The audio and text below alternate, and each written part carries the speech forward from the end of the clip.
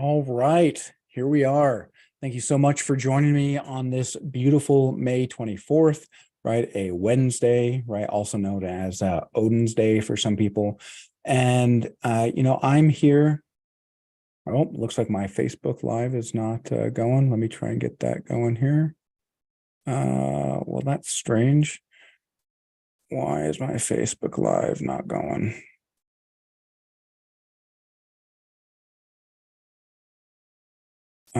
Technology. Gotta love technology. Gotta love technology.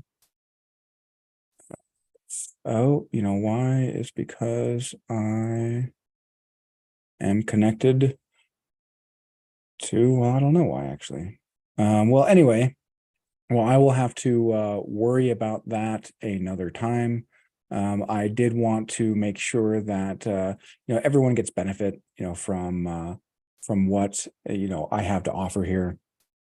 And let me just make a quick note in my Facebook group that I'm having streaming issues.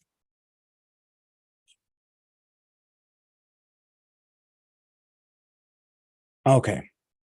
And so what a lot of people find in their life is that, hey, I'm having these troubles because, I was born into a family that mistreats me. They don't hold my energy well. I'm abused, or rather I was abused. I've got all these problems going on. I would be successful if it weren't for this, that, and the other in my life.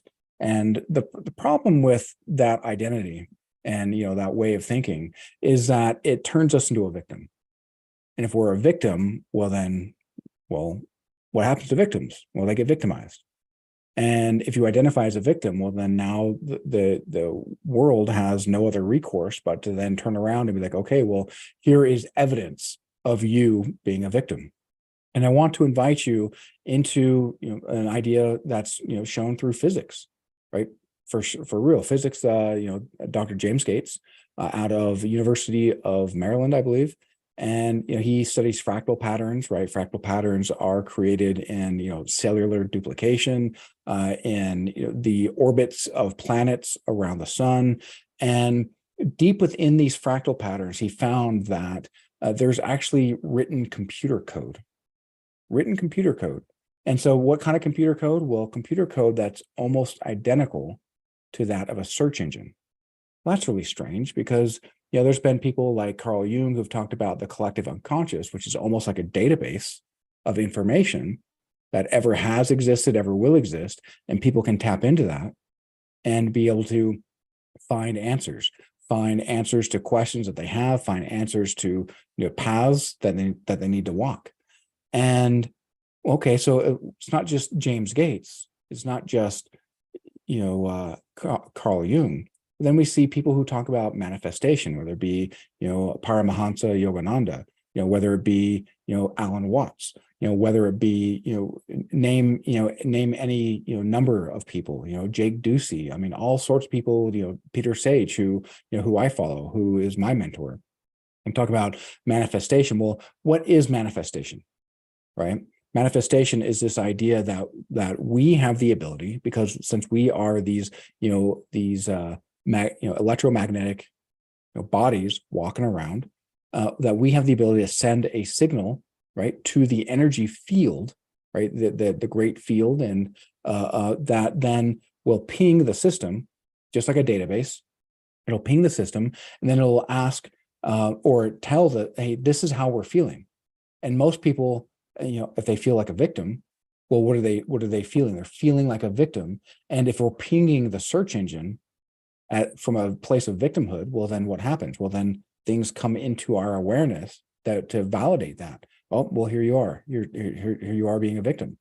And people often can feel so beaten down, so downtrodden, so feeling, worse and worse and worse. And then they say, why, God, why does this happen to me? Okay, well, if they're pinging a search engine, well, what happens? Oh, here's why. Oh, here's also why. Oh, here's also why. Here's also why. So questions are far more powerful than answers. And so are you asking the right questions?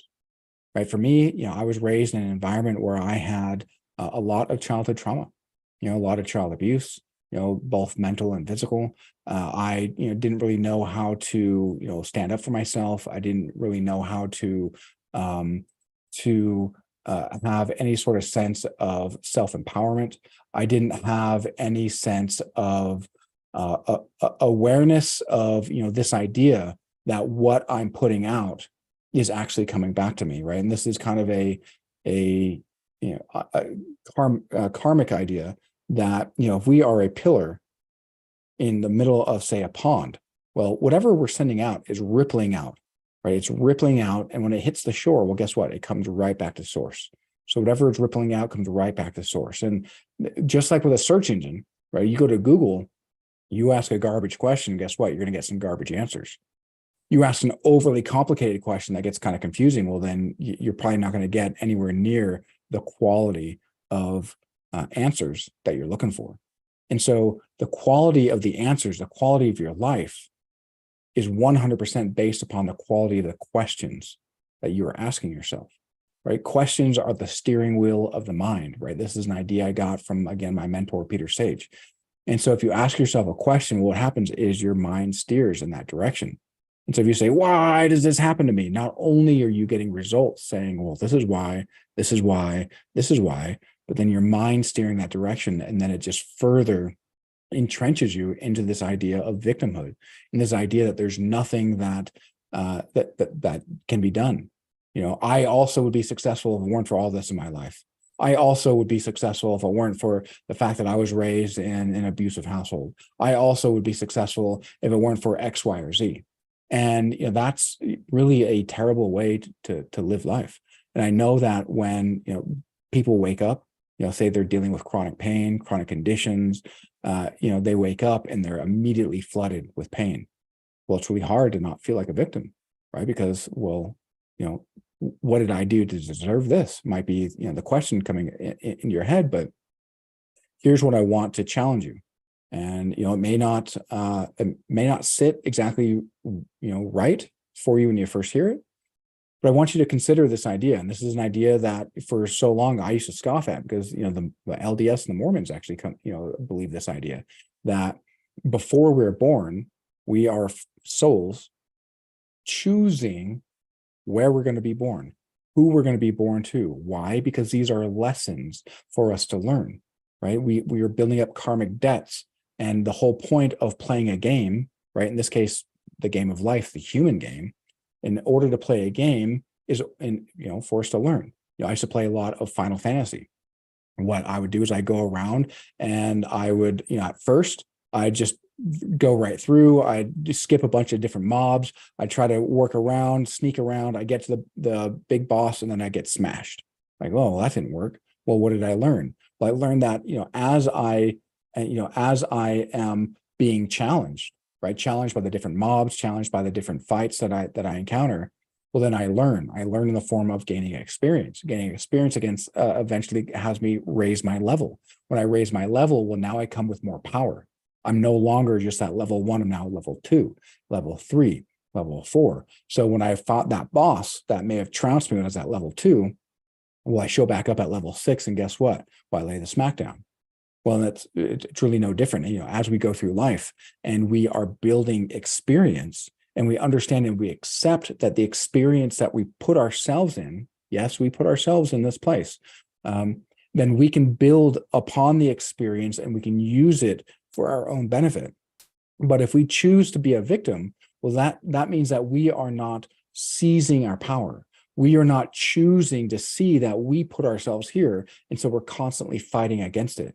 And I want to share a bit of an analogy for you, and so maybe this will help you make sense of things.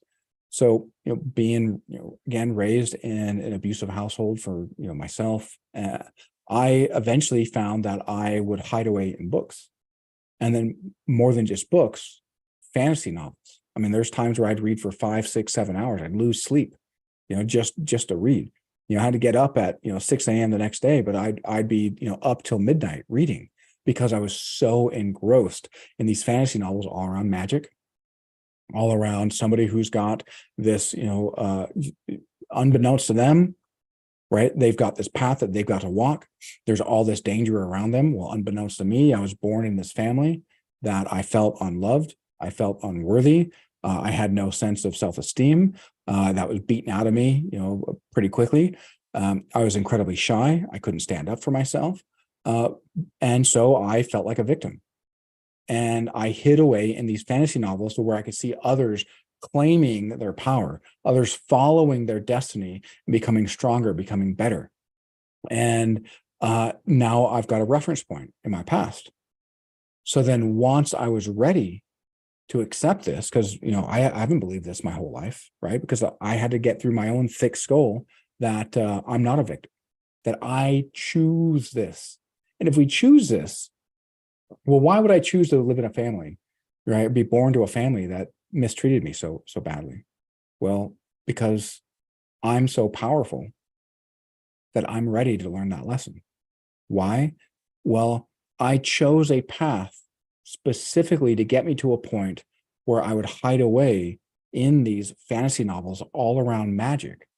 So once I was ready to accept that magic is real, right? The quantum space of what many people will call the spiritual realm is real. And that within being able to tap into that realm, well, now I can actually lead others to heal their wounds of their mind, mental disorders, PTSD, depression, anxiety, physical illness, right? Because, well, what is physical illness? Well, physical illness, right? Chronic conditions are almost universally, if not universally, traumatic emotions that we don't process, traumatic emotions that we just incorporate and to pull into ourselves, and we keep it there.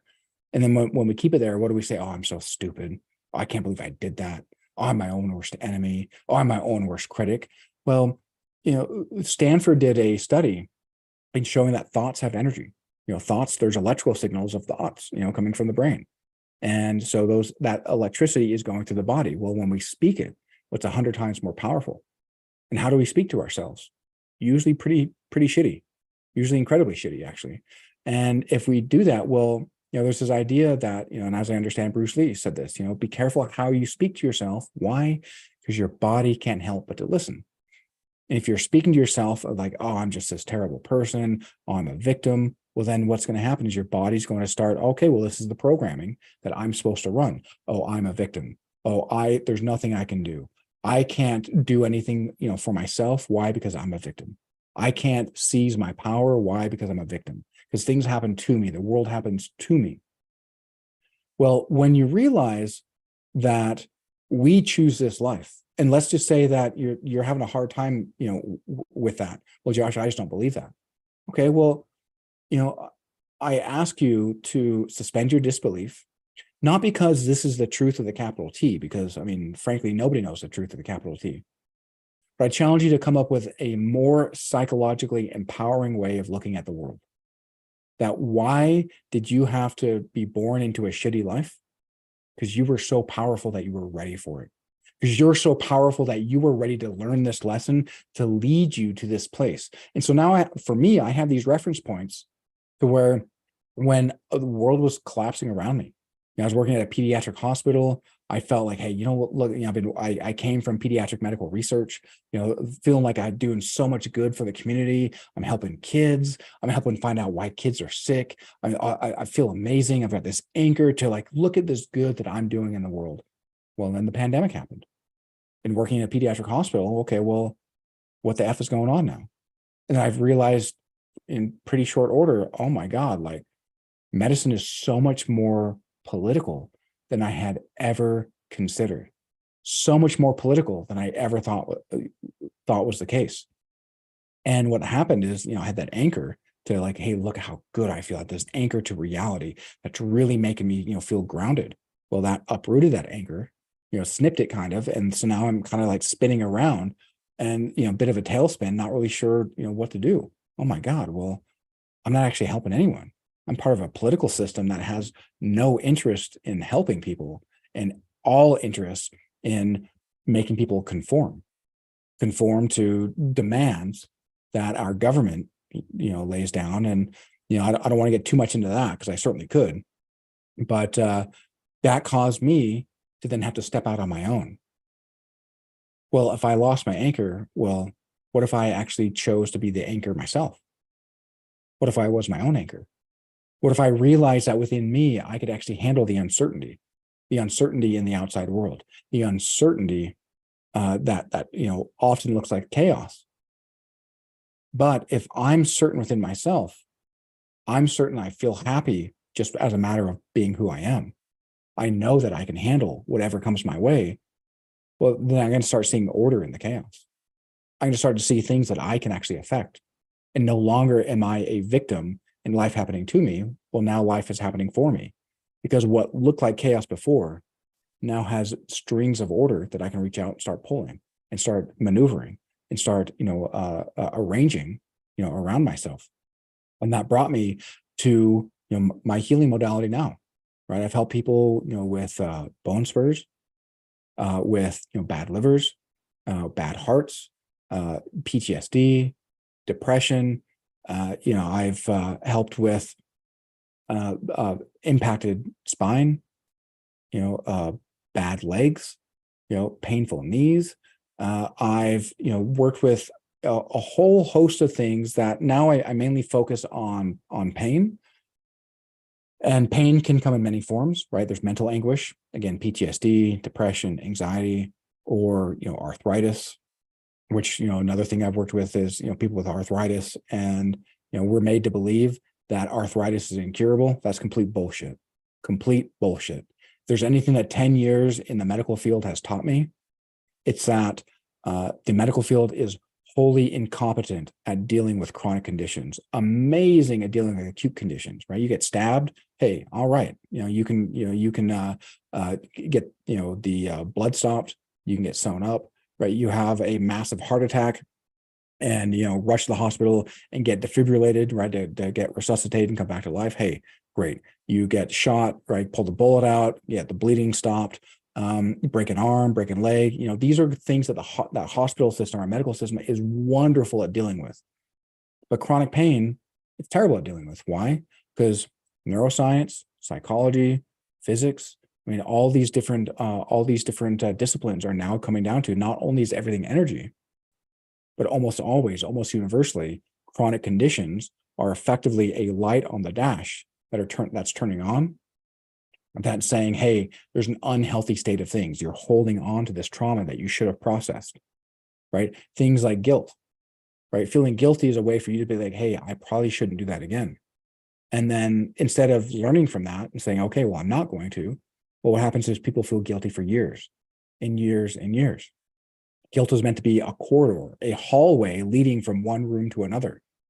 Well, if you live in a hallway, I mean, is that actually living? Can you have a bed in a hallway? Can you eat in a hallway? Can you exist in a hallway? Well, I guess you can exist in a hallway, but that's really about it. It's just existing. Is that what life is about? Just existing? Or is life about thriving?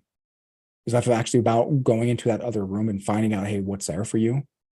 How do you stretch, your means, stretch your ability to interact in the world and, reclaim your power, seize your power by understanding that we chose this, right? Whether you're sick, with mental, problems or physical problems, you chose that. You might be thinking, what do you mean I chose that, Josh? I didn't choose this. Why would I choose to be in pain? You chose how you reacted to those situations. You chose to hold on to those emotions. You chose not to let them go. You chose to be a victim, right? You chose that. And what's the great thing about you choosing that is, guess what? Well, you can choose something different. And a big part of my healing modality, what I do, well, one, it's highly influenced by the Tao Te Ching. I'm a big nerd for the Tao Te Ching. Love it, love it, love it. And that really helped me mapping out, well, my own Qing method, giving, honor to Lao Tzu, who wrote such a, wonderful text, had such a great, compassion, for the world, a compassion for society, a compassion for community, which I did too. But as a victim, I couldn't help anyone. As a victim, well, I just went around getting victimized more as I was trying to help out, which then turned me into a martyr. But then learning how to heal myself. Well, now, oh, okay, well, now things are changing. Because why? Because no longer do I need to be a victim. Well, now I can own my world. Now I can be certain. Now I can show up. I can show up and be the best version of myself that then gravitates people towards me. No longer does chaos ensue around me that then can yank me to and fro, put me in a tailspin. There's this idea in the Tao Te Ching that the unmoved is the source of all movement, right? Think of somebody who's so grounded in who they are that they just gravitate people towards them. Whether that be Joe Rogan, whether that be Sadhguru, whether that be, say, again, these ancient masters, Jesus, Lao Tzu, Kuan Yin, all sorts of, different ascended masters. And with my Qing method, right, the first thing you've got to understand is that most people have absolutely no idea what they want out of life. They only know what they don't want. They only focus on what they don't want. And the problem with that is, like a NASCAR driver, if you focus on what you don't want, in this case, a NASCAR driver doesn't want to crash into the wall. So guess where he doesn't focus? On the wall. So where does he focus? Exactly where he's supposed to drive, exactly in the lane that he's in order to maneuver in the direction of his focus, because we can't help but magnify our focus and move in the direction of our focus. And if we're sick and victimized, and the only thing that we know is that we don't want to be sick and don't want to be victimized, that's what we don't want. The brain doesn't know negation. The brain doesn't know don't, doesn't know not. So then anytime we say, I don't want to be a victim, we're saying, I want to be a victim. That's what the subconscious hears. So that's the programming that's being played and being run in your life. So first off, what do you want? Most people don't know that. Well, why? Because they don't take the time to assess, because victims don't have time to tease out what they want because they're too busy being a victim. So what if you set down the victimhood, set down the world happening to you, and just start writing out free write, right? Hey, I want to make $1 million. Your heart might say, yeah, good luck with that, buddy. Hey, that's fine, right? Then, maybe start off, if that feels that way, okay, well, I want to make $100,000. Then your heart might be like, okay, well, that might be a little bit more possible. You might still be a little in, airy fairyland, but you're getting closer. And start finding things that you actually want to do. I want to go explore the world. I want to be able to go help others where they can't help themselves. Okay, well, in order to help others where they can't help themselves, you first need to learn how to help yourself. So identifying with what you want is going to start a path for you to walk, to then become the very person that you need to be to make that manifest in the world. So with the Qing method, C is concentrate. Concentrate on what you want, not on what you don't want. What you don't want is meaningless. Let it go. Let it go. Something happens into your life that is what you don't want. Well, hey, think it anyway, because you know what? It's probably a lesson that you needed to learn that can make you stronger, make you more capable. In the same way that a hurdler, somebody running and jumping over hurdles. Well, hurdles are certainly in their way. They certainly don't want to have things in their way, but the more they jump those hurdles, the stronger they get, right? It's really not that much different. So focus on what you do want. And if you focus on what you do want, well, guess what? Now you are in the very minority of people in the world, because most people only focus on what they don't want. H, healthy, right? Healthy mind, healthy body, healthy soul, healthy spirit. And there's this idea in the Kabbalion, as above, so below, as below, so above. Well, if we don't have a way to clear our emotions, and usually clearing emotions is some sort of spiritual practice, right? That can be through meditation, that can be through prayer, that can be through, any number of things. Yoga, right? Yoga is very spiritual. And, so as above, if you have that spiritual way of interacting in the world, that spiritual modality, well, then as you're help clearing and having that purification, well, then you're going to find that your mind is going to gravitate towards things that better benefit you. And not just that, but, we're programmable by design. Why do you think the news, which is all about making money and entertainment, is all about fear, fear, fear, fear, fear, be afraid, be afraid, be afraid, be afraid, and tune in next time so you can be afraid more, and so we can tell you what's going on. So then you're stuck to it. Oh my God, I'm afraid. And you don't realize it. You don't realize that that's how you're actually being programmed. Why do you think our politicians, especially here in America, are like, oh, those bad guys, and the other one's like, no, those bad guys? Well, because then we put on team jerseys. And then if you look at, any sort of like sports radio, so often these sports commentators, and The Simpsons is really good about making fun of this. Sports guy just be like, I'm so angry. I'm going to say a bunch of angry things about sports. And well, that's what politics has turned into. And you can actually see that. And it's quite hilarious. And so, if we know that we're programmable by design, well, then to have a healthy mind, we better choose, right, how we're programmed. Because we don't get to choose that we're programmable. That's part of the system. That's just part of how we're designed. That's part of the human condition. But you can read things that are good for you. You can watch, motivational, videos. And motivation, it is nice to a degree, because motivation is like a starter in a car, right? You need a starter to get the car going. And then once it gets going, well, then the alternator kicks over. And the alternator is much like inspiration. Inspiration comes from within, that's endogenous. Motivation comes from without, right? Comes from outside, which is exogenous. And, just like willpower, willpower has a finite resource, right? Motivation is a finite resource. Inspiration comes from within, when you're tuned, when you're just really part of life. Well, when you can have that motivation then turn into inspiration by programming your mind in the way in which benefits you, by concentrating on what you want, by consuming things that help you concentrate on what you want to create that healthy mind, when you're in a better place. Food, right? Body. How do we get a healthy body? Well, good food, right? Don't go and eat at McDonald's every day. Don't go eat a bunch of, preserved foods that are weighing laced to your entire microbiome. Right, your microbiome is responsible for breaking down your food and extracting nutrients, just like bacteria and the fungal matter, the mycelium in the soil. Well, mycelium in the soil, it trades nutrients back and forth between different root systems, and it's really no different inside of our gut. Right, these bacteria, these mycelium, the fungi, the viruses, well, they trade resources back and forth in order for us to then have a healthy body.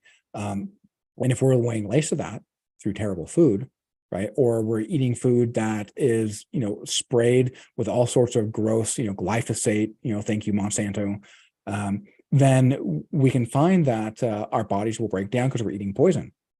And so the more that you can eat organic food, well, the better, because it's a higher vibration, it's cleaner. I understand that it is a little bit more expensive. You might think that, well, Josh, I can't afford that. Well, quit thinking in terms of limitation and start thinking in, what can I afford? How can I start to adopt these principles? I'm not saying change everything overnight, right? You may not have the ability to change everything overnight.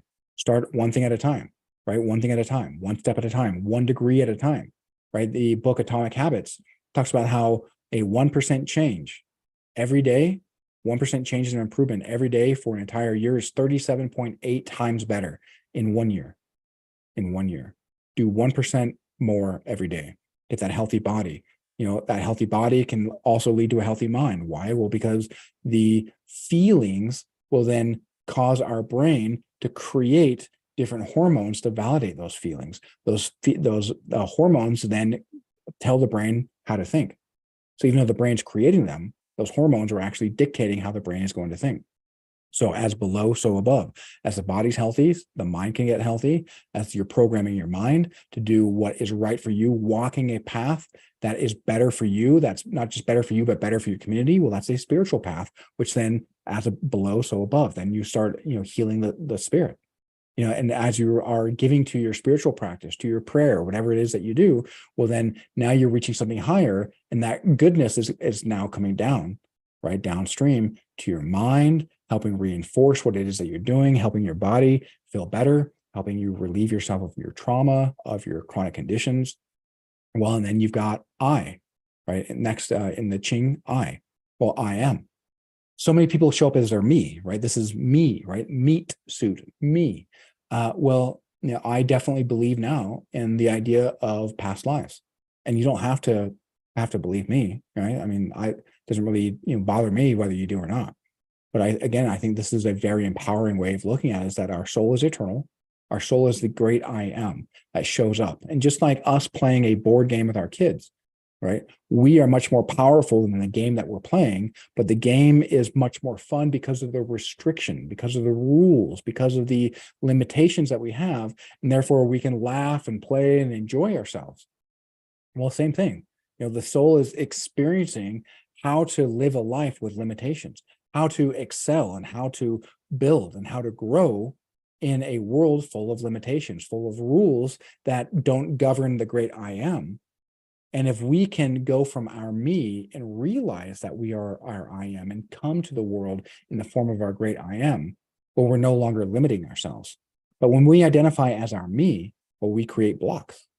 And when we create blocks, well, all energy needs to flow. And if energy is not flowing, well, then it's blocking and stagnating. And this is what happens when we hold on to grief, when we hold on to trauma, when we hold on to guilt, when we hold on to shame, right? It creates these blocks in our flow, right? That can show up in being poor, right? Money, money is just a symbol. It's a symbol of the value that you're bringing. But if the value can't flow through you because of those blocks, well, you may not have much money. And if you don't have much money, that might lead to you feeling more victimized. Because again, you're identifying with your me instead of your great I am. So when you come in the form of I am, well, now you're opening up your energy to be that source of strength, that source of power. Well, and then with the next one, you got N. So the next one in the Ching method, N is non-negotiables, right? Think of any place in which you're dogmatic, right? I mentioned prayer before. So many people will say, well, I read the Bible and the Bible says that it's not to be interpreted. Well, okay, well, good luck with that. Good luck with that. There's not a single human alive, that can read something and then not interpret it. There's the version of me that lives in my head lives in nowhere else, right? You don't have the same version of me that I do. My mom doesn't have the same version of me that I do. My brothers don't have the same version of me that I do. Only I do.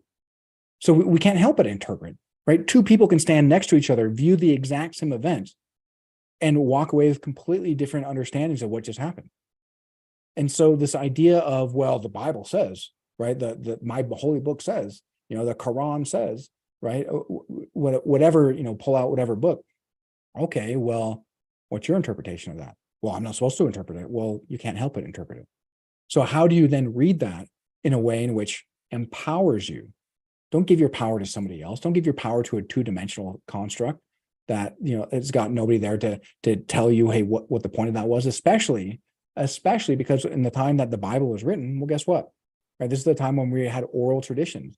People were speaking in metaphors, analogies, axioms, and idioms in order to be able to pass knowledge down and not meant to be speaking literally.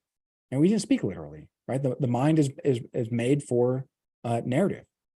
Narrative is what drives us. Narrative is what really taps us in, which is why when we watch a great movie, we get drawn in. That movie's not a literal translation, right? Look at Jurassic Park. Look how good Jurassic Park was when it first came out, right? We're not literally creating dinosaurs to go stomping around, but it's a metaphor of the monsters that we create, as we step, on the shoulders of geniuses, as Ian Malcolm said, with not respecting it. And now if you look at that, well, what's happening right now, stepping on the shoulders of geniuses, say those who were part of the Manhattan Project, who created the atom bomb.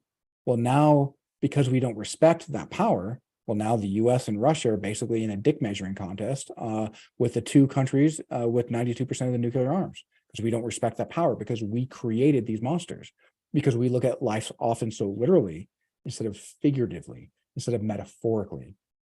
And so where are you dogmatic? Dogmatic meaning where are you skeptical and refuse to allow any outside evidence to update you. Anything that comes your way, just like a little kid, fold your arms. Like, no, I don't like it. I don't like those vegetables. I've never tried. Well, how do you know? Because I just know. Well, that's a little ridiculous, actually, when you look at it that way. And so where are these non-negotiables? Because again, these non-negotiables will then start putrefying that stagnant water. Right? Because that flow is already getting blocked, right? If we're showing up as our me. And if we have non-negotiables, well, what happens with stagnant water, right? What's attracted to stagnant water? Well, parasites and mosquitoes. Well, parasites and mosquitoes are attracted to stagnant water. What do you think is attracted to stagnant energy? Well, the energy version of those. And so what do parasites and mosquitoes do? Well, they drain our lifeblood. right? And if they drain our lifeblood, they also bring disease. Well, what happens to, our great I am, our great spirit, right? These energy, parasites and mosquitoes come, well, they drain the soul. Well, the soul is the superset and the body is the subset. And if the superset is upstream, well, then everything downstream is going to have the ramifications, the consequences of what's happening upstream. And if the soul is being drained, well, then the body and the mind can't help but break down as a natural consequence. But if the soul is no longer being drained, right, and this is what I do with my clients, I clear these parasites, I heal the soul.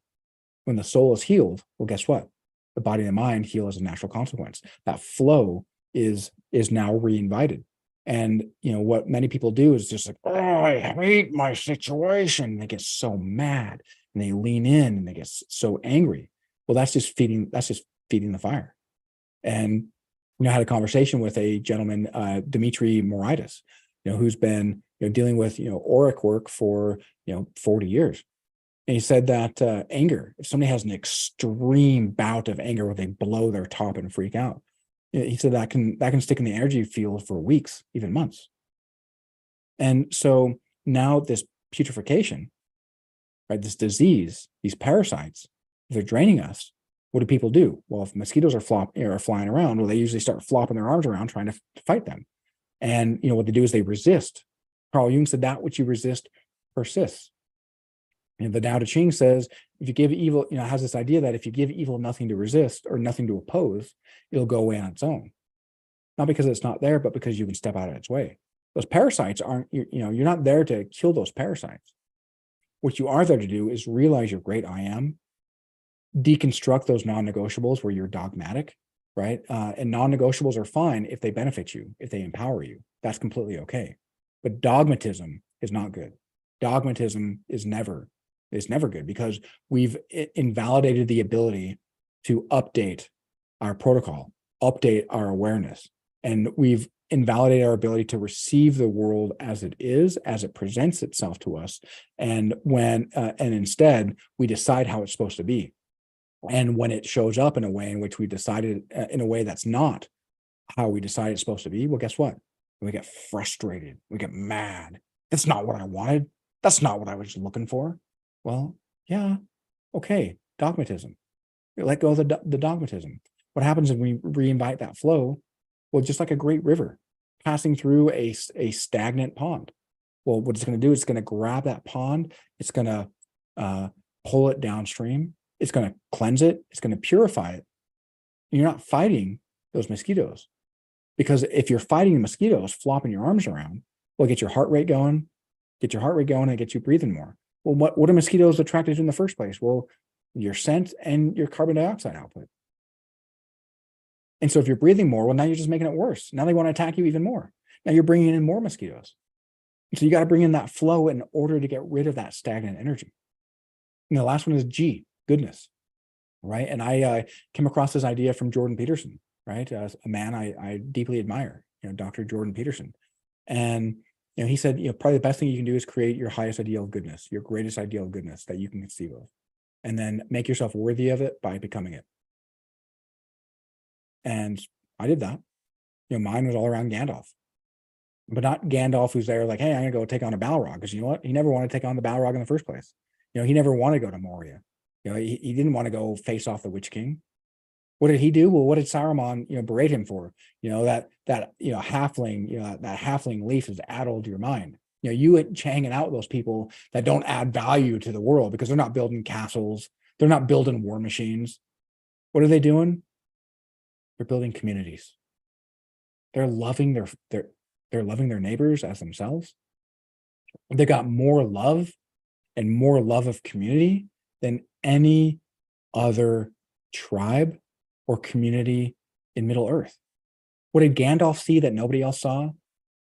That what keeps great evil at bay is not this great, magnificent good that, this knight with a, wielding this giant sword, but the everyday goodness that comes from others, these acts of kindness. That's what keeps evil at bay. And why do you think the media is there to separate us? So evil can, look at what America, land of the free. land of the free, but we've got 4% of the world's population and 25% of the world's prisoners. Well, that doesn't sound very free. We are a Christian nation, and yet if you look at Raqqa, Iraq, look at Raqqa, I believe it's Rakka. If you look up pictures of Raqqa, Iraq, you'll see nothing but devastated and blown up buildings. And what did we say? Oh, right, that's success. That's success. Are you kidding me? And then what was that based off? A lie. WMDs was a lie. Vietnam was a lie. The Gulf of Tonkin, it was a lie, right? The first war in Iraq was for oil. And Saddam Hussein, we put him in place, and we installed him in the first place. He was a U.S. puppet. Like, we're the one who put him in place, and then we didn't like him, and then so we wanted to go more for oil. It gets more oil, and so we said WMD. Are you kidding me? And so we're a Christian? No, we're not. We're a dogmatic nation, and many people see dogmatism as Christianity to their folly. But find a way where you have goodness, connect to goodness. What's your highest ideal of goodness that benefits you, that empowers you, that empowers those around you? Not because you're going out to be like, look at me, I'm going to go save these people, but because when you show up as your great I am, you are that unmoved person and the source of all movement, right? The unmoved is the source of all movement. So you show up in your great I am. You know exactly who you are and what you stand for. And you are now probably 0.1% of the population, because almost nobody knows who they are. Almost nobody knows what they stand for. They know what they don't stand for. They know what they don't want, but they don't know what they do want, and they don't know what they do stand for. So you create that highest ideal of goodness. And this is what I help people come up with.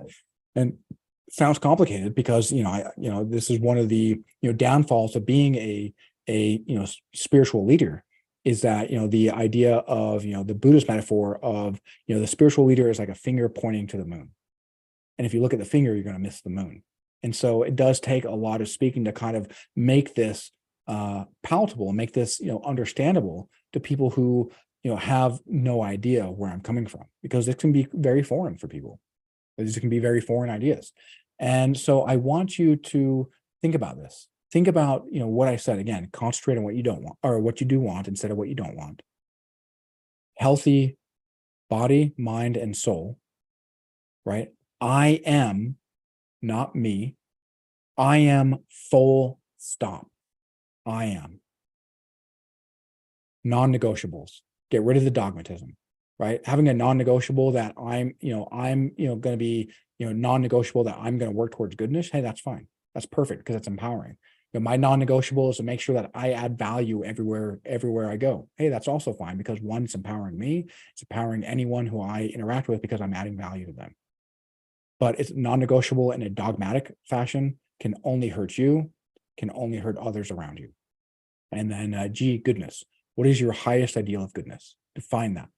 I'm not interested in, or don't really care, rather, I guess, if you pray to a God, pray to who you say is the only God. I don't really care. I don't care if it's Buddha. I don't care if you worship Lao Tzu. I don't care if you worship Shiva, Krishna. I'm really not that interested. But what you should care about is, how does it add value to your life? Because dogmatism certainly doesn't. Right. And I can see that by, being here and interacting with the LDS church here in Utah. And, I certainly love the people of the LDS, but they'll stand up there, every Sunday. Brothers and sisters, I know in my heart that Joseph Smith is the one true prophet of God. I know in my heart that the Book of Mormon is the one true book, one true word of God. I know this as my own personal testimony. Then they go and sit down, and they got a big old scowl on their face.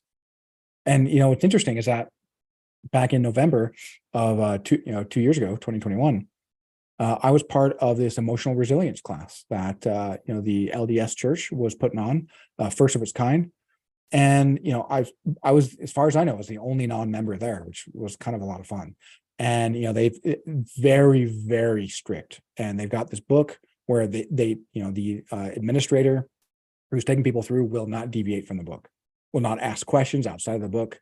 They'll only, follow the book. So, well, Since I'm a non-member, well, what did I do? Well, I, of course, immediately deviated from the book and I just started humanizing people. Instead of dogmatizing and leaning into the dogma, it's humanizing them. And every single person in that room, right, there are about 10 people, every single person in that room admitted to me they hate it. Even though everyone will go every Sunday, they'll say that same thing. Brothers and sisters, I know in my heart, right? They hate when people go up and say those canned statements because they know it's false. They know it's bullshit.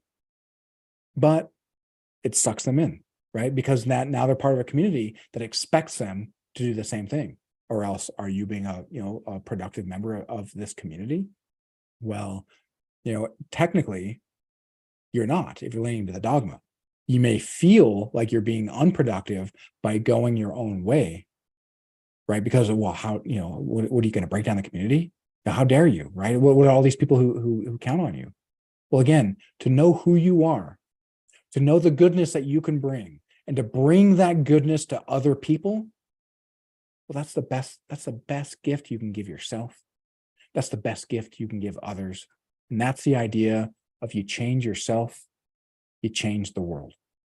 And so focus on yourself. Don't focus on the world. Focus on yourself. Focus on the goodness that you can bring. Focus on the goodness that that you can start changing in your life. And if this is something that resonates with you, like, there's something there. I don't necessarily know how to tap into there and into that, but there's something there, Josh. I want to be a part of what you're saying, Joshua.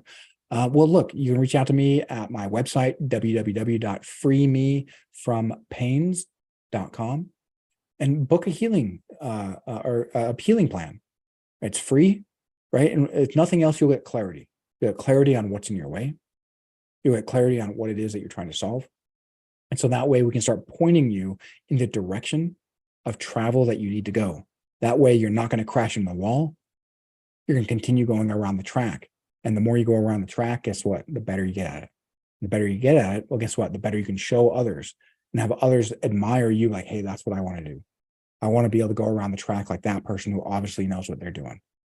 And so, yeah, reach out to me. Love to talk to you, see how it can help. And ultimately, if you're suffering from pains in the mind or the body, it doesn't need to be that way. I was speaking today with somebody, over Facebook.